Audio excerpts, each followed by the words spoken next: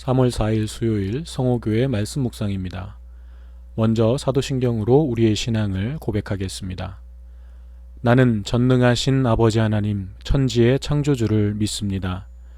나는 그의 유일하신 아들 우리 주 예수 그리스도를 믿습니다. 그는 성령으로 잉태되어 동정녀 마리아에게서 나시고 본디오 빌라도에게 고난을 받아 십자가에 못 박혀 죽으시고 장사된 지 사흘 만에 죽은 자 가운데서 다시 살아나셨으며 하늘에 오르시어 전능하신 아버지 하나님 우편에 앉아 계시다가 거기로부터 살아있는 자와 죽은 자를 심판하러 오십니다.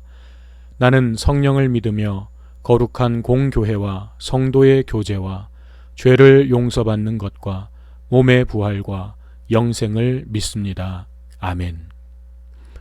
오늘 우리에게 주시는 하나님의 말씀은 마가복음 3장 20절부터 35절까지의 말씀입니다. 제가 봉독해 드리겠습니다.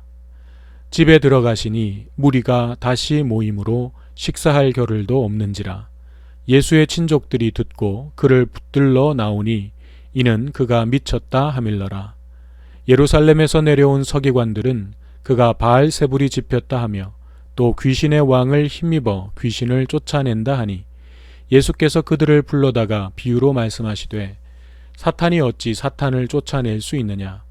또 만일 나라가 스스로 분쟁하면 그 나라가 설 수 없고 만일 집이 스스로 분쟁하면 그 집이 설 수 없고 만일 사탄이 자기를 거슬러 일어나 분쟁하면 설 수 없고 망하느니라.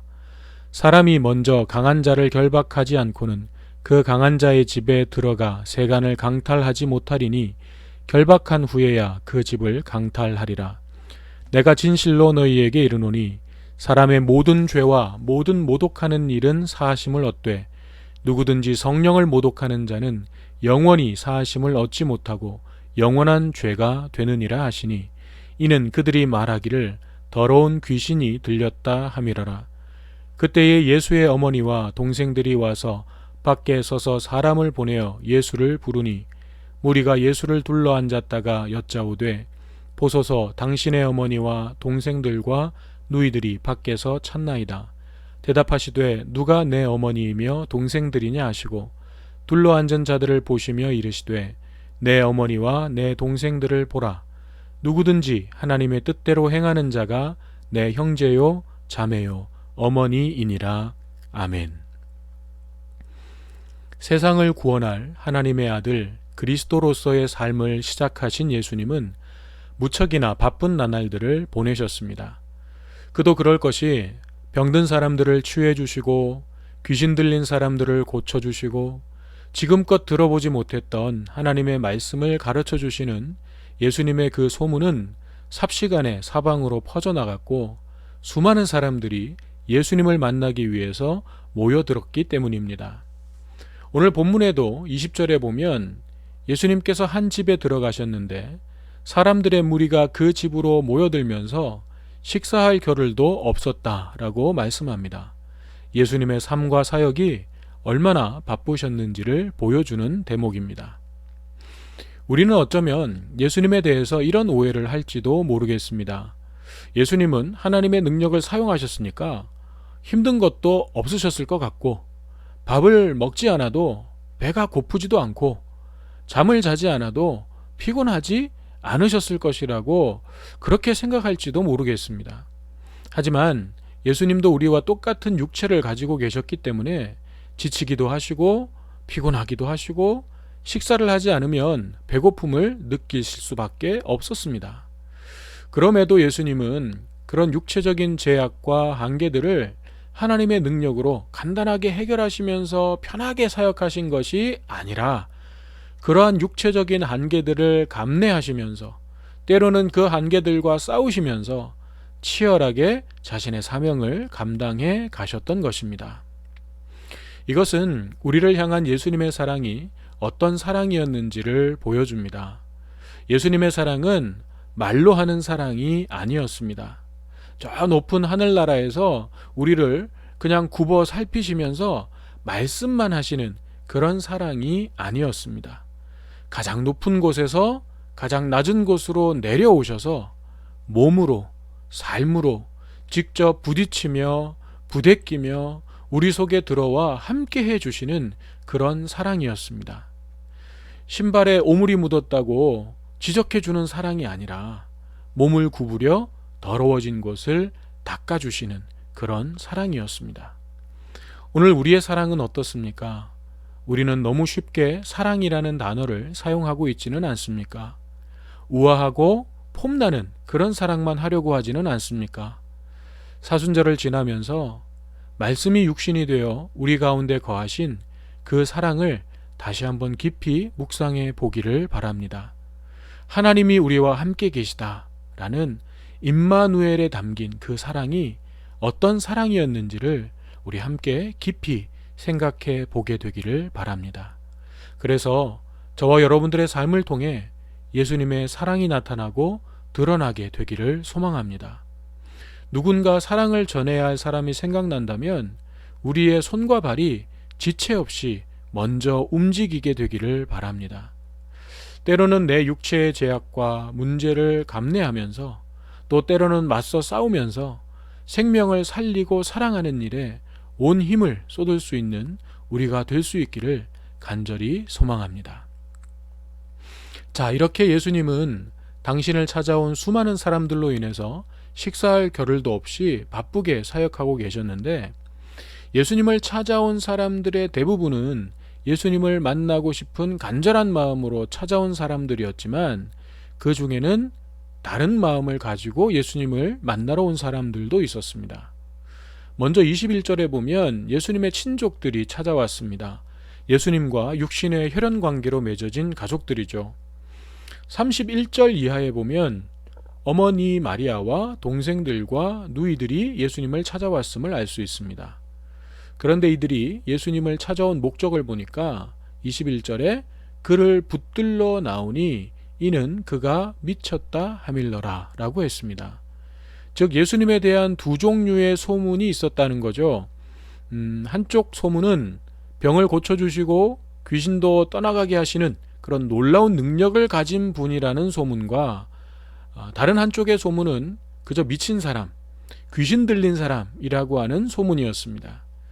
그런데 예수님에 대해서 가장 잘 아는 사람들이라고 할 수 있는 가족들이 예수님을 미쳤다고 본 것입니다. 그래서 강제로라도 고향으로 데려가려고 찾아온 거죠. 이들은 지난 시간 동안 예수님과 너무 가까이 지냈었기 때문에, 평범한 한 가정 안에서 한 가족으로 지내왔었기 때문에 병자들을 고치시고 귀신을 내쫓으시고 하나님 나라의 복음을 선포하시는 예수님의 이러한 모습이 너무나 낯설고 받아들이기가 힘들었습니다. 예수님에 관해 그 누구보다도 잘 안다고 생각하고 있었기 때문에 그것이 오히려 예수님을 똑바로 바라보고 진정으로 예수님을 만나는 데에 걸림돌이 되고 있는 것입니다. 또 한 부류는 22절에 보니까 예루살렘에서 내려온 서기관들이 있었습니다. 말하자면 예수님이 하시는 일에 대해서 감찰하러 온 사람들이었습니다. 이들은 누구보다도 하나님의 말씀에 대해서 잘 알고 있는 사람들이었고, 하나님과 가장 가까이에 있다고 자부하는 사람들이었습니다. 그런데 이들 역시도 예수님을 받아들이지 않았습니다. 이들은 예수는 바알세불이 들렸다, 그래서 그 귀신의 힘으로 이런 일을 하고 있는 것이다 라고 결론 내렸습니다. 바알세불은 귀신들의 왕이라고 여기며 블레셋 사람들이 섬겼던 우상입니다. 즉 예수님께서 행하시는 일들은 하나님의 능력이 아니라 귀신의 능력을 힘입어서 하는 것이라고 결론 내린 것입니다. 이 사람들이 이런 결론을 내린 것은 잘 몰라서가 아니었습니다. 지식이 없어서가 아니었습니다. 그들은 예수님께서 행하시는 이 일들이 하나님의 능력이 아니고는 될 수 없는 것임을 분명 알 수 있었습니다. 하지만 그것을 인정하기가 싫었던 거죠. 왜냐하면 그것을 인정하는 순간 자기들의 권위는 사라지고 그동안 누려왔던 모든 기득권을 포기해야 되기 때문입니다. 그래서 결국 당시 유대사회의 종교 지도자들은 그 누구보다 먼저 예수님을 알아보고 예수님과 함께 하나님 나라의 일을 감당할 수 있었던 사람들이었지만, 오히려 하나님의 반대편에 서서 하나님을 대적하는 자들이 되고 말았습니다. 오늘 우리는 어떻습니까? 어릴 때부터 교회를 다니면서 신앙생활도 익숙하고 예수님도 하나님도 매우 익숙하고 친밀하게 느끼는 분들도 있으실 것이고, 예수님에 대해 하나님에 대해 많은 지식을 쌓은 분들도 계실 것입니다. 또 그 누구보다도 하나님의 일을 열심히 감당하며 헌신하신 분들도 계실 것입니다. 하지만 그러한 우리의 신앙의 연수나 지식이나 경험들, 혹은 우리가 하나님께 드렸던 그 헌신들이 예수님과 말씀에 대한 바른 이해를 보장해 주는 것도 아니고 우리의 믿음을 증명해 주는 것도 아닙니다. 그러므로 중요한 것은 오늘 지금 내가 주님과 얼마나 가까이에 있으며 주님의 말씀을 듣기 위해 얼마나 애쓰고 있느냐 하는 것입니다. 사랑하는 여러분, 교회를 오지 않아도 되는 이 상황, 누군가의 눈치를 살피지 않아도 되는 이 상황, 예배를 드리지 않아도, 기도를 하지 않아도, 말씀을 보지 않아도 티가 나지 않는 이 상황, 이 상황에서 여러분의 믿음은 어떤 모습으로 나타나고 있습니까? 지금 그 모습이 여러분의 진짜 모습입니다. 예수님은 말씀하십니다. 누가 내 어머니이며 동생들이냐? 누구든지 하나님의 뜻대로 행하는 자가 내 형제요, 자매요, 어머니이니라.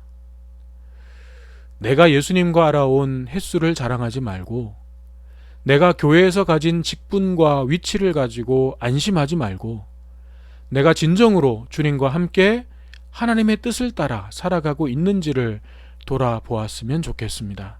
그래서 오늘 하루도 진정한 주님의 가족으로 주님과 함께 동행하는 우리 모두가 되기를 주님의 이름으로 축복합니다. 기도하겠습니다. 사랑의 하나님, 식사할 겨를도 없이 바쁘게 사역하셨던 예수님을 봅니다. 우리와 똑같은 육체를 입으시고 우리 안에 들어와 거하시며 온 힘을 다해 온 몸으로 사랑해 주신 예수님의 그 사랑을 봅니다. 오늘 저희들도 생명을 살리고 사랑하는 일에 때로는 저희들이 가진 육체적인 제약과 문제들을 감내하면서 또 맞서 싸우면서 그 일들을 감당할 수 있도록 도와주시옵소서. 누군가 사랑을 전해야 할 사람이 생각날 때 저희들의 손과 발이 먼저 움직일 수 있도록 도와주시옵소서. 또한 성전에서 모일 수 없는 이 상황들을 통해 저희들의 믿음의 진짜 모습을 보게 하여 주시고, 내 신앙의 연수와 지식과 경험을 나의 믿음이라 착각하고 있었다면 우리의 믿음을 하나하나 새롭게 세워가는 기회가 되도록 도와주시옵소서. 또한 코로나 바이러스의 상황을 위해 기도합니다. 생명을 살리기 위해 혼신의 힘을 다해 싸우고 있는 모든 의료진들과 봉사자들을 지켜주시고 저들의 수고가 헛되지 않도록 하루속히 이 코로나 바이러스의 상황이 안정될 수 있도록 도와주시옵소서. 이 위기의 상황 속에서 더 갈라지고 분열되고 대립하는 대한민국이 아니라 모든 것보다 생명을 살리고 이 상황을 종식시키는 데에 우리의 온 힘과 마음을 모을 수 있도록, 거기에 하나가 될 수 있도록 하나님 도와주시옵소서. 우리의 구원자이시며 치료자이신 예수님의 이름으로 기도드립니다. 아멘.